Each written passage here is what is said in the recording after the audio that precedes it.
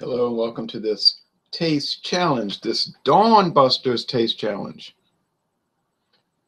We have today Evan Williams Kentucky Straight Bourbon. This is the green label. Evan Williams was introduced in 1955. 80 proof, sour mash whiskey, charcoal filtered, versus Jethro T. Boots Kentucky Straight Bourbon Whiskey, introduced in 2014, produced by Sazerac for the CVS pharmacy line of pharmacies. So this is a private label. Sazerac, the owners of the Buffalo Trace Distillery and Barton 1792, among others.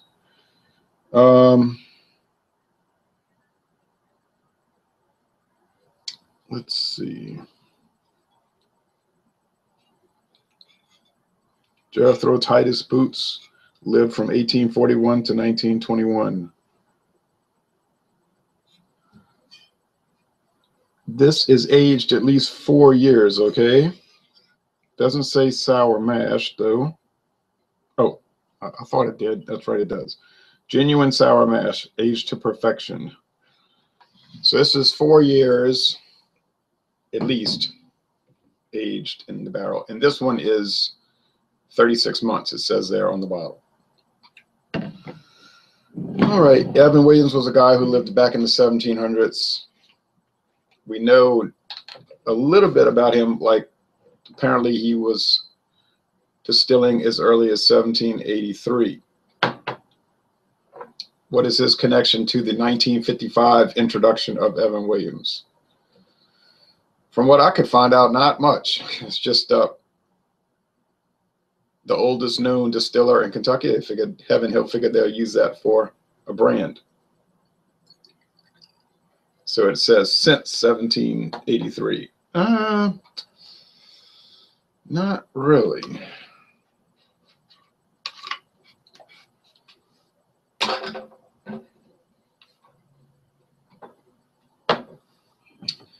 I assume that this will be a tie, more or less, that there won't be any, either one will not be better than the other by any significant degree.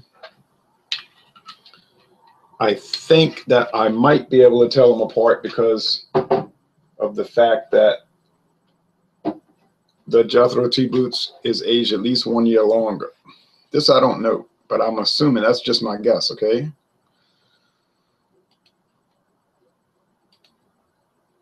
Try to set up the chat.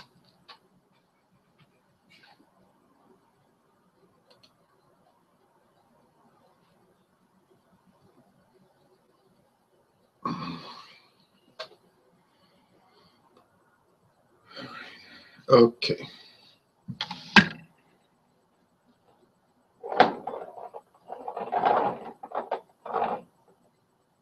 Well, they're both the same. Gold, clear, golden, amber. No great difference there.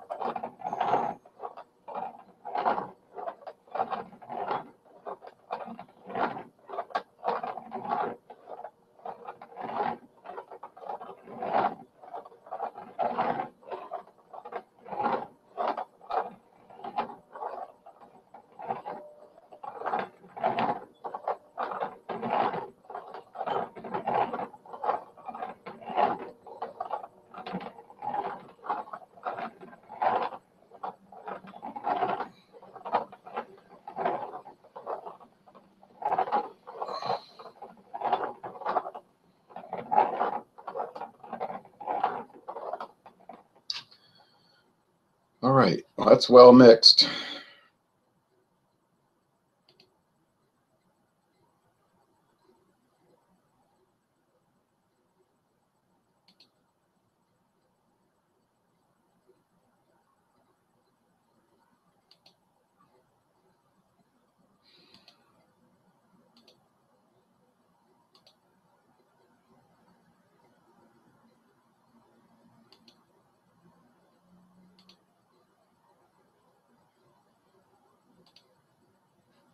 Had to fix something there. All right.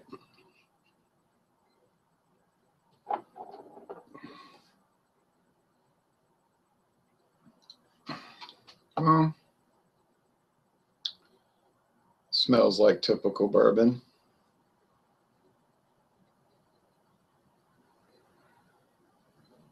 Woody.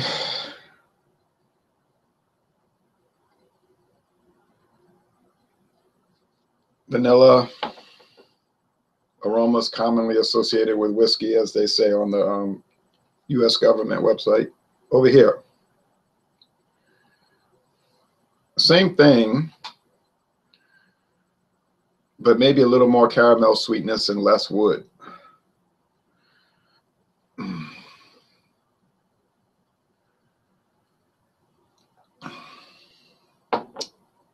But like I said, maybe.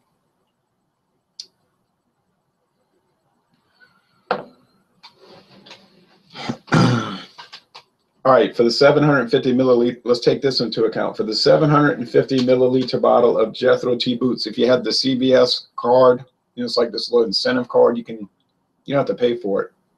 I didn't have one. I mean, I never go to CVS, honestly, but it's $8.99 if you have the card, $8.99. Evan Williams, be more like $11.99 for that bottle. Sometimes I've seen it on sale for $9.99. So you're going to get the boots cheaper, okay? Almost every time you go to purchase, you're going to get the boots cheaper. So if they're even, then Boots wins by virtue of the value. Daniel Rex says, I like those shot glasses. Hello, Daniel.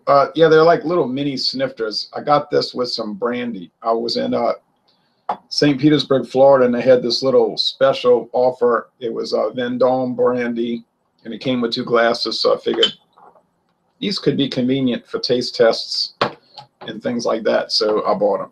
And they're very small. You don't get much. Even if you fill them to the brim, you're not getting much liquor. It might look big, but it isn't. So then you don't have to worry about drinking too much. They're better than the other. These are like mini snifters. The other ones are like small snifters, and you end up drinking too much. So nice little alcohol eggs here. All right, taste test. So far, I cannot tell. I don't have. Now you say, what's your experience drinking Evan Williams? Like that minimal, very minimal.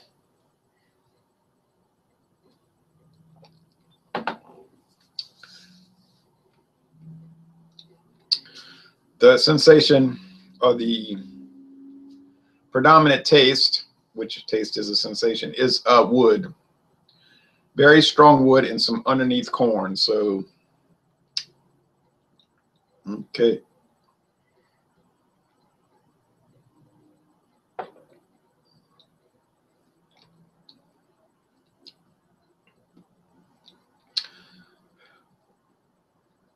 Yes, but not as much wood. Ooh, all right.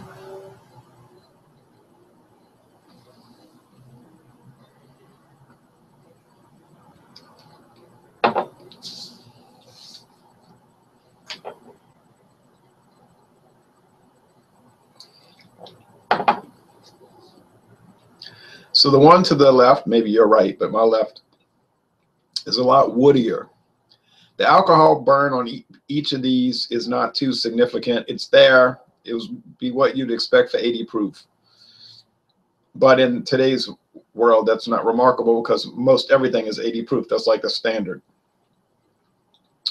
Medium body, kind of a medium finish. It lingers a little bit, doesn't linger for a long time. So these are much more similar than they are different, okay? So I don't know how somebody could say, oh, I love the Evan Williams Green Label, but I despise the Jethro tea boots, or vice versa, because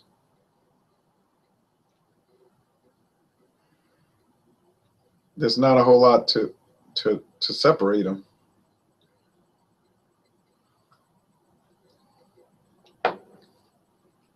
Which one do I favor? Well, I think the one on the right is starting to present more of an alcohol taste, like the antiseptic taste, maybe an aroma. No, it's not. Okay, so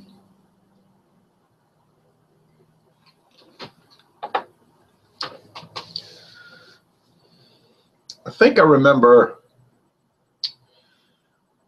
from, you can see I drank a good amount by now.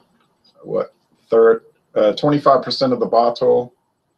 I remember that was the thing that stood out. It was like very woody. Some people love that heavy wood taste. I could live without it. I don't adore it. I was trying some Irish whiskey last week, and it was so light in the taste relative to this. And I had never tried Irish whiskey before. And then I tried that Scotch before the Irish whiskey, and it was also lighter. So maybe I prefer those. See, these are using first used bourbon barrels. Both of these use barrels that had never before been used, and they're charred, heavily charred oak. So that's going to give that intense woodiness to the bourbon, which some people like. Other people don't like that. They say, ugh, bourbon, ugh. And you got all that corn, because mostly corn whiskey instead of malt. Excuse me. Literally, the fumes from the alcohol were getting in my nose.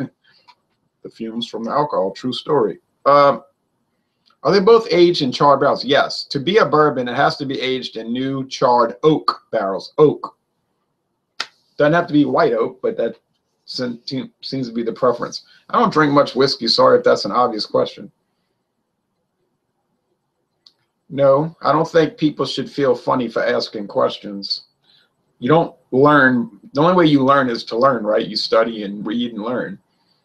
I was teaching religion class last night, and I told the student, never feel bad to ask a question, because you never know if you don't ask.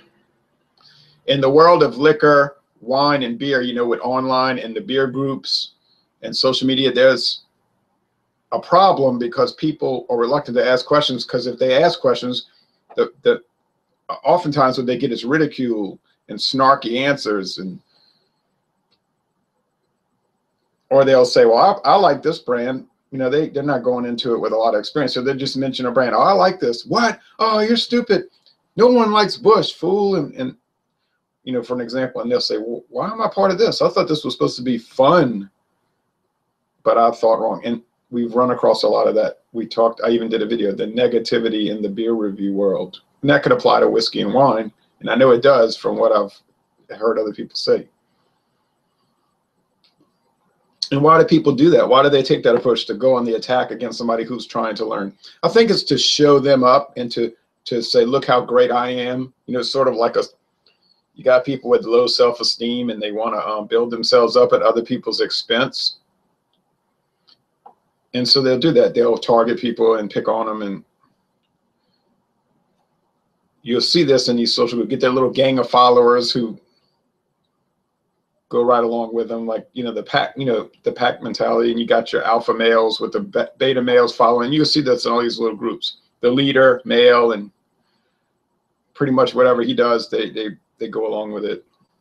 And I'm sure it's with women too, but most of the people I affiliate with tend to be male, although I'll just as happy to have the women join.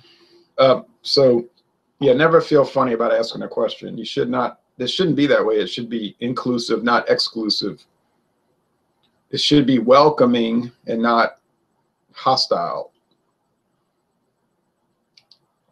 And it's funny because a lot of people say we're welcoming, we're very progressive in our political thinking, and we're welcoming, but they're not. They're hostile. And anything but welcoming, and definitely anything but open-minded. Open-minded escapes them. And when you do these taste challenges, you need to be open-minded and just willing to let the chips fall where they may, however the contest comes out. Well, I think this is the Jethro tea boots because of the heavy oak. Which one do I prefer? I can't say there's a clear winner. Okay, that would just be pushing it too far. It's sort of a tie. They have their little attributes.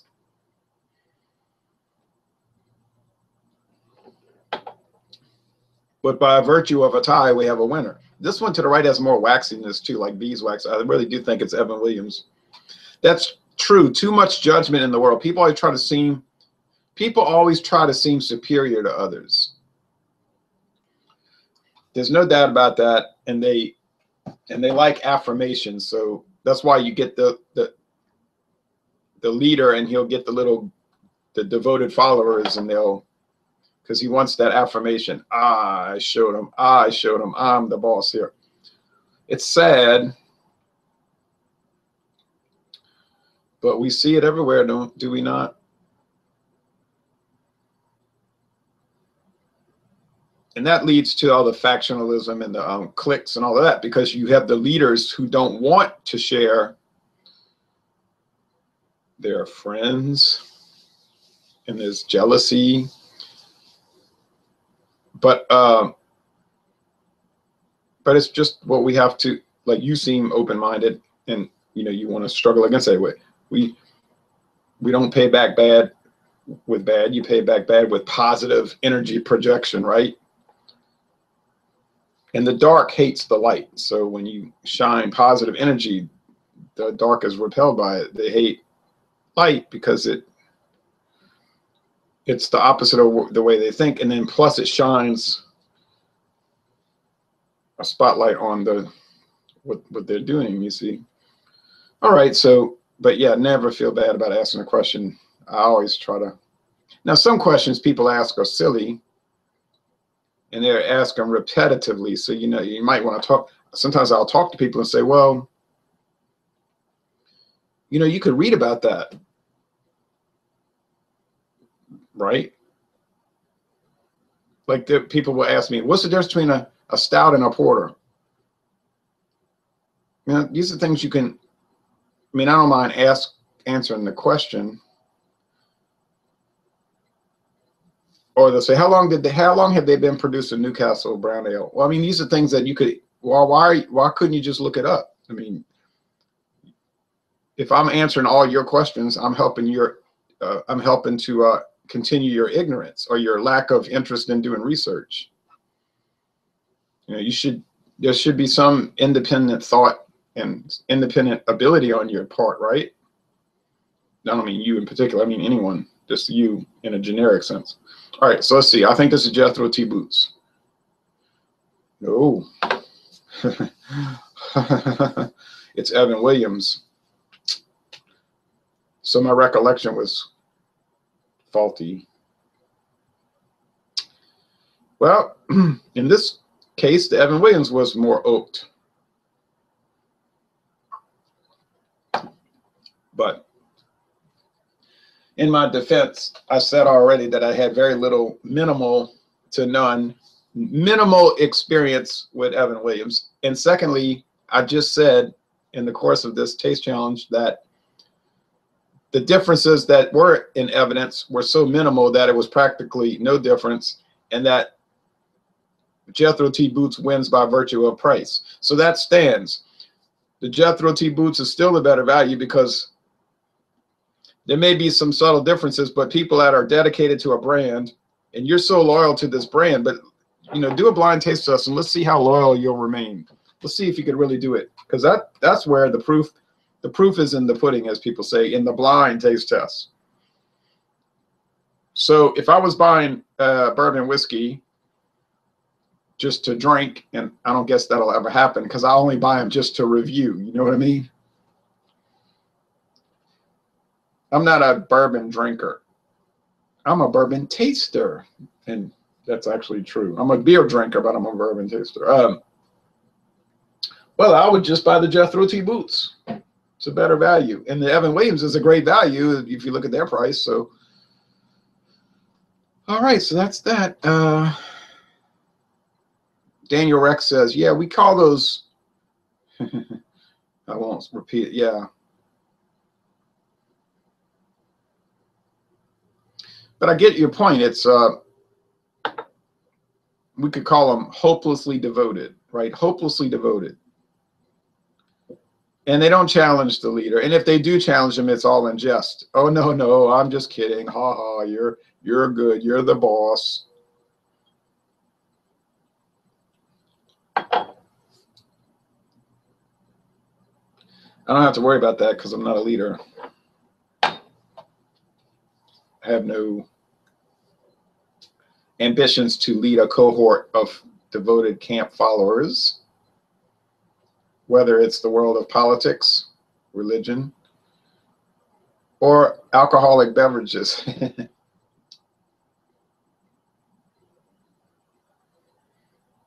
I watch reviews. Some people I subscribe to because I'm interested in what they say, and I'll keep watching. Some people I don't subscribe to because I don't like their format or how they do it. I won't name them because there's no sense in that. You should follow who you like, and that's it. I don't go obsessing over, oh, this guy, I don't like him. He doesn't do the format I like, so I'll just watch every video he makes and say something negative about it. Now that would be like a mentally disturbed approach to viewing, right? It's like television. I watch what I'm interested in and I ignore what I have no interest in. Makes sense? The prices you stated seem cheap for a fifth. I don't know what state you're in. I'm in Louisiana and we're on the cheaper end of alcohol price. We're not the cheapest. I mean, our taxes are not the lowest, but we tend to be in the cheaper area. So yeah, to get a $9 or $10 bottle of bourbon, straight bourbon, not the blended, down here is very easy, and it won't be much more after tax. Because all you're going to pay is sales tax. The other taxes are embedded. All right, let's see. I'm thinking the next taste challenge should be in 2 days, if God willing. So in 2 days, and I think I'll do the Evan Williams against the Kentucky Gentleman. Now in that case, I think the Evan Williams will be much richer and full-bodied and flavorful. The Kentucky Gentleman is a little dull, but I've made those mistakes before where I presumed something and it didn't turn out to be the case. So we'll do the Evan Williams versus Kentucky Gentleman Thursday, and then I think we'll do Ancient Age the next time. We'll just do the long march through the bourbon brands. Now, only way that would stop is if Evan Williams got 3 strikes, if it lost 3 times in a row, like the Bush Beer did. Bush Beer was once, twice, 3 times out. It lost every time. It was a clear loser because of the dullness. So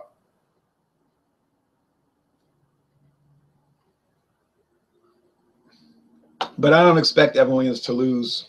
It may not lose at all because it's very good, I think, for the price.